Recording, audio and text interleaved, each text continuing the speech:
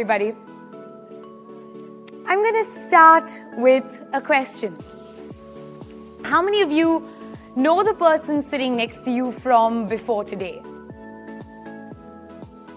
Interesting. So, do you remember the first conversation you ever had with that person? You know, conversations are links, okay? Let's imagine every conversation to be a tiny metal link. And every time you talk to a stranger, a metal link is formed. And every conversation that you have after that moment, the link gets stronger and stronger. And every day, each one of us meets so many strangers. The grocery guy, the cab guy, maybe the receptionist at a new office you went to. And with every conversation, we build new links. Until finally at the end, we've created a kind of massive World Wide Web of conversation. World Wide Web. It's a catchy word. I think I've heard that somewhere. That's it, right? A conversation. It's a fascinating thing. A conversation is an adventure. A conversation gives you a whole new perspective. A conversation opens a door. Conversations can make war, and conversations can make peace. And conversations define who we are as a human race. And think about this. Every single person in your life was once a stranger to you. And you knew nothing about them until you had that first conversation. So I'm here today to tell you to talk to strangers and to have a conversation. And I'm here to tell you how. 7 ways that you can make a conversation with almost anyone. I'm a radio presenter and I love talking to people. I do. I love it. And I'm so glad that I do it for a living. Here's what my day is like. Every single morning, I go into an empty room and I put on a mic and I have a conversation with 1.6 million people that I can't see. Yeah. You know what the hardest part is though? It's time. In a 4-hour show, I get 20 minutes. That's all the talk there is. And in 20 minutes, I have to convince you that I am your best friend. How do I do that? How do I establish a connection?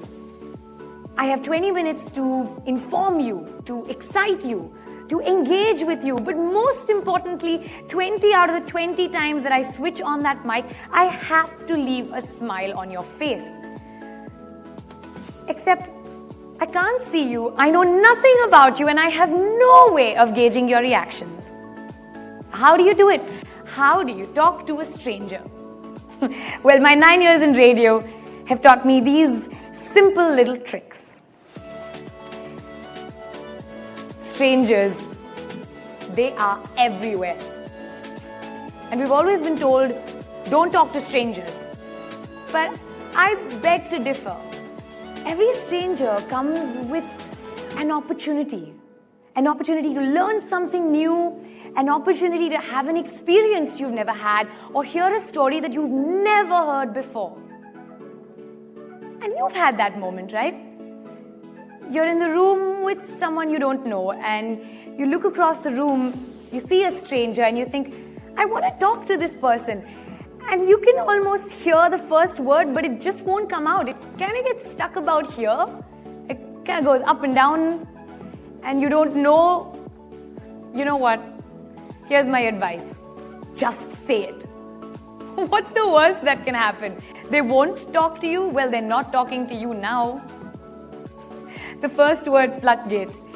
I truly believe that the first word acts as a floodgate. You know, once you said the first word, everything else just flows. So keep it simple. A hi, a hey, a hello. And do what every good bowler does. Just gather the enthusiasm, the positivity, the energy, put on a big smile and say, hi. I know, there's going to be that strange moment right now. Turn to someone sitting next to you, stick your hand out and say hello. Go on. I love the awkward laugh. Why is she making us do this? The first word, floodgates. You know, here's a challenge we face every day. Time. We have 90 seconds on radio and we have to make that conversation with a stranger memorable. So how do you do it? What's the biggest challenge? Honestly, if we get stuck in the rut of, hi, hey, how are you? I'm fine. What's going on? Nothing much. Same old. So tell me what's new. There you go. 45 seconds down, wasted. Right? So here's my advice. Skip the small talk and ask a really personal question. And don't be afraid. Trust me. You will be surprised how much people are willing to share if you just ask. So ask any kind of personal question. Maybe, interesting name. How did your parents think of it? Is there a story behind it? Or how long have you lived in this city? And do you remember the first day you landed here? You see, answers to those questions are always something unique, always something personal. My favorite one to try is, where do you come from and where does your family live? Unfailingly, every single time I sit in a cab, I do this. I ask that question. Where do you come from and where does your family live? Let me tell you a little story. I was coming home one night and I get into this taxi, open the door, sit down, I say, where are you from? Where does your family live? And the 60-year-old Pakistani cab driver goes on to tell me all about his life in Peshawar. We talk about politics, we talk about music, family, his wife, his farm. And 20 minutes later, he is convinced that I am the perfect bride for his 26-year-old college-educated son from Peshawar. And as I'm getting out of the taxi, he's taking out a passport-sized photograph with this look of enthusiasm. I have to say it was a very difficult goodbye.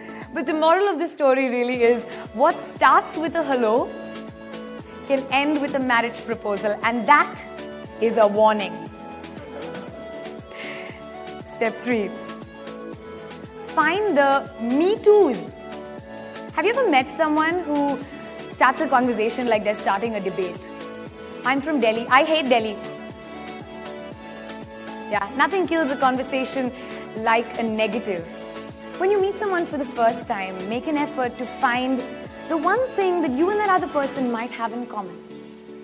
When you start at that point and then move outward from there, you will find that all of a sudden the conversation becomes a lot easier. And that's because the both of you are suddenly on the same side of something. And that's a really powerful feeling. Now, what could you possibly have in common with a stranger, you ask? It could be anything, right? You're both in the same place at the same time. Maybe you're from the same country. Maybe you both like the winter, or you're longing for it to rain. I don't know, you'll find something. When you find a me too, you automatically have a kind of buy-in from the other person. Trust me, that's helpful. Pay a unique compliment. I read somewhere that people will forget what you do and they'll forget what you say, but they will never forget how you made them feel. So be generous and go out and give someone a nice, full compliment.